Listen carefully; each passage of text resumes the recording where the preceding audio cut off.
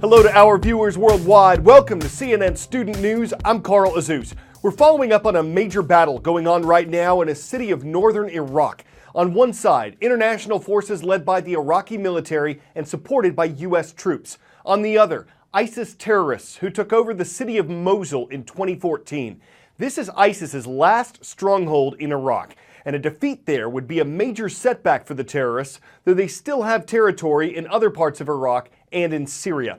Iraqi-led troops are fighting ISIS on the streets, in neighborhoods. They're facing hidden explosives and car bombs. And caught in the crossfire, thousands of civilians from Mosul and its surrounding towns. Some have been forced to stay through the ISIS occupation. Some have been used by ISIS as human shields. Many are trying to escape Mosul and the shelling and gunfire around their homes.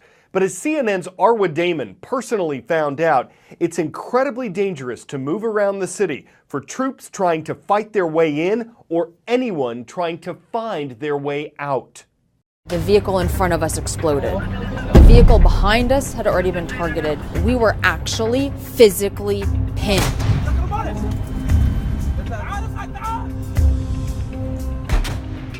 The story is recapturing Mosul from ISIS. Going in and trying to depict that as best as we can is how we do our job.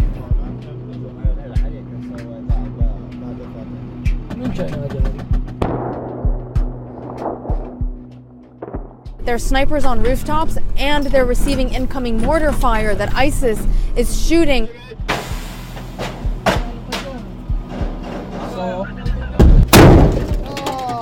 Having a focus, having a reason for being there, being in that situation, mentally allows you to cope with it.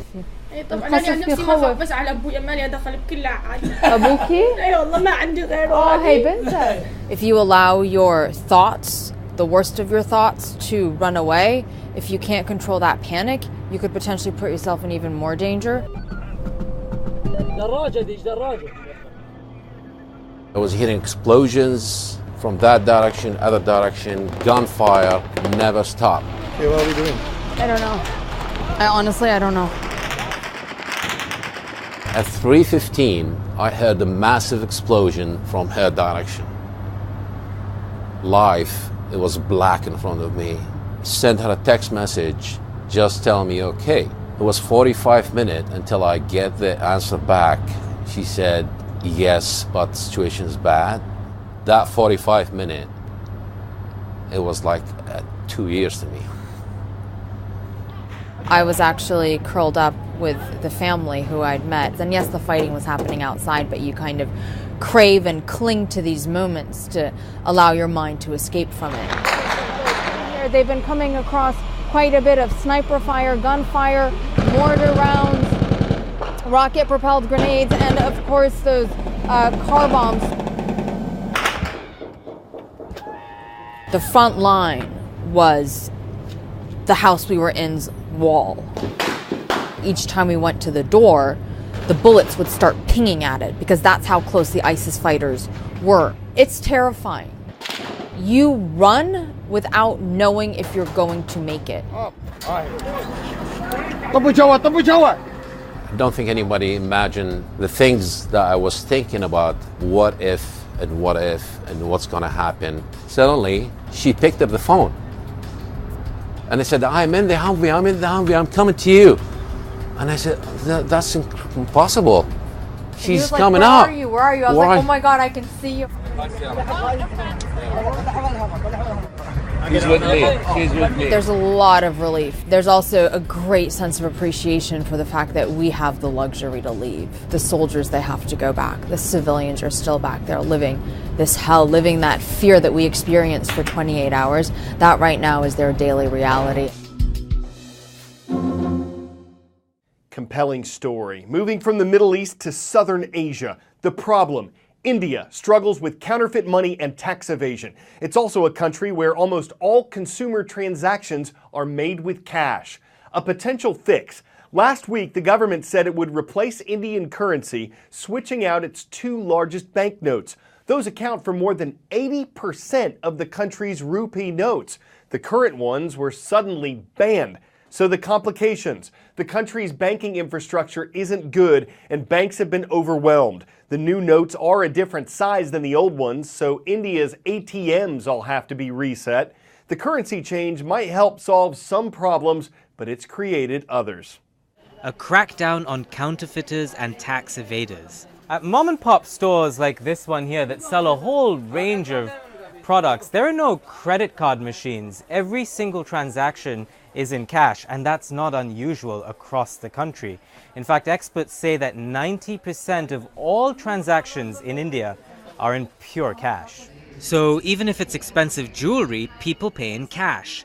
And that's what the government wants to change. One reason is taxation. Only 3% of Indians actually pay income tax. That's in part because the tax barrier is high, but also because it's difficult to keep track of so many off-the-books cash payments. The government's main target is rich tax evaders, people literally stockpiling hidden cash. But this week, the middle class is feeling the pain as well. We walked around a few banks in New Delhi. Long queues of men and women lined up to replace old money with new. For now, they can only exchange the equivalent of 4,000 rupees, just $60.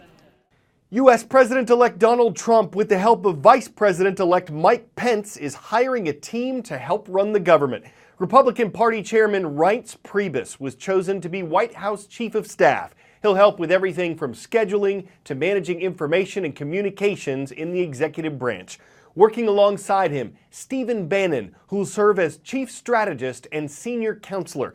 Bannon was the executive chairman of Breitbart News, a conservative news and opinion website that sometimes featured controversial content. Neither of these appointments requires Senate approval, but other cabinet positions will, so President-elect Trump will be looking to fill those in the months ahead. It's all part of the transition from one presidential administration to another. In a post-9/11 world, the importance of effective transition planning is not only about whether the president is going to get done what they promised on the campaign trail, but it's fundamentally about whether they're going to keep our country safe.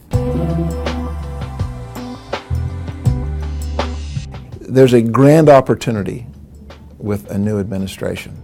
It's a new start. It's also a time of some vulnerability. If it's not done well, the country literally is vulnerable from a security standpoint, from an economic standpoint, from a cultural standpoint, and of course the new administration is highly vulnerable. The most important work that has to be done is the Secretary of Defense and the National Security Advisor. That really helps to tell our allies and our adversaries, as well as the American people, that the wheels are moving and that the handoff of power is going to be stable.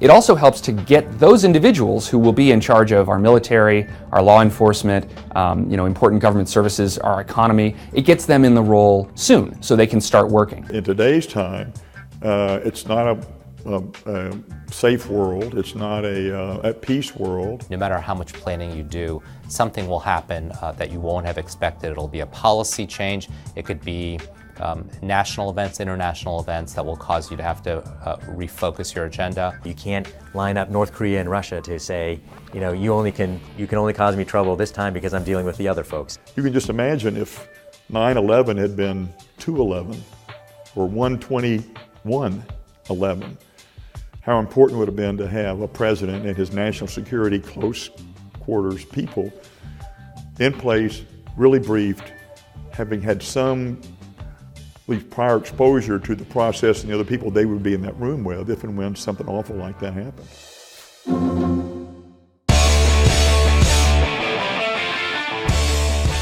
If radio, baseball, mascots, and polka all have halls of fame, why shouldn't toys? Since 1998, the National Toy Hall of Fame has recognized playthings that have been popular for a while and inspired people to play creatively. That's how Bubble Wrap could be nominated, alongside Rock'em Sock'em Robots, Transformers when they were just toys, Nerf balls, Uno. But the actual inductees this year included something enjoyed for generations, the swing. Some will question if a swing's really a toy. It's certainly seen its ups and downs over the years. It's had highs and lows. The hall probably went back and forth over the decision. Maybe the swing was an underdog. But it's always kept people in suspense, and it can't be beat for just hanging out. Swing and a miss! I'm Azuz for CNN Student News.